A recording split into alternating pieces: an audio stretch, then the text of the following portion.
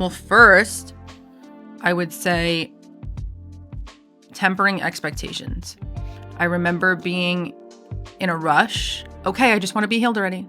Okay, great. This is my problem. Now what? And they say, this might sound cliche, like the biggest gap is between your head and your heart.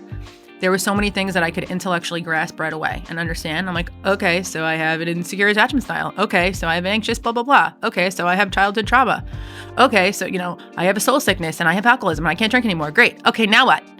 And then the heart part of it and like really growing into that change takes time. And what I've learned is that it actually requires, for me anyway, and for a lot of my patients, an identity shift. Because in one token, right, especially when you're starting your healing journey, you see yourself as a specific person with specific attributes and specific limitations. And whether you realize it or not, you're consciously or unconsciously telling yourself, I can't come outside of this belief system. This is where my limit is.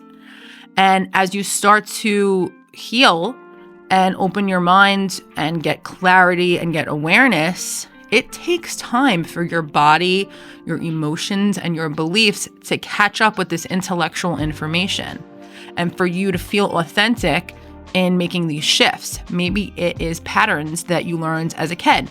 People pleasing is a good one I see a lot.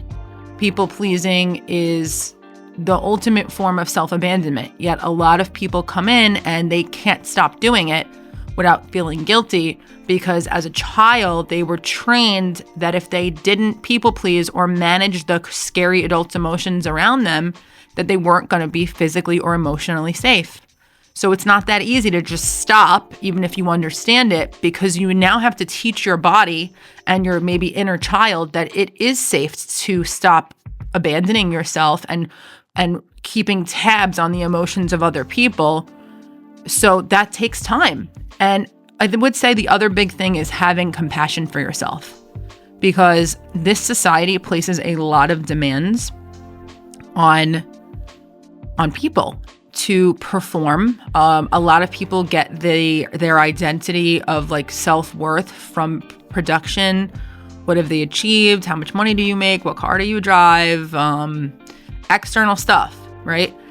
But what I'm finding as I get older, as I've been in this field longer, as I've helped more people, is that when you start to really get in touch with who you are, that marker of success starts to shift. And for me, one of my markers of success is authenticity. How authentic am I in my relationships? Am I able to express when something isn't okay with me? Am I able to set a boundary? Am I able to remove myself from something that feels harmful? Am I able to pause and not feel like I have to give an answer right away? When someone asks me something, whether it's to participate in something or whether it's a question that I'm just not comfortable answering. And really, like, a lot of that came with, in addition to the somatic work, came with doing a lot of inner child work, and looking at experiences that may have shaped my behaviors and my beliefs and my limitations that I had around a lot of these behaviors. So going back to answering the initial question, I would say, it requires an identity shift, tempering your expectations, being compassionate with yourself. I remember, I don't know where I read this, but when little kids learn to walk and they fall down, you're not like, oh, you fell down, you suck, like, stop trying to walk.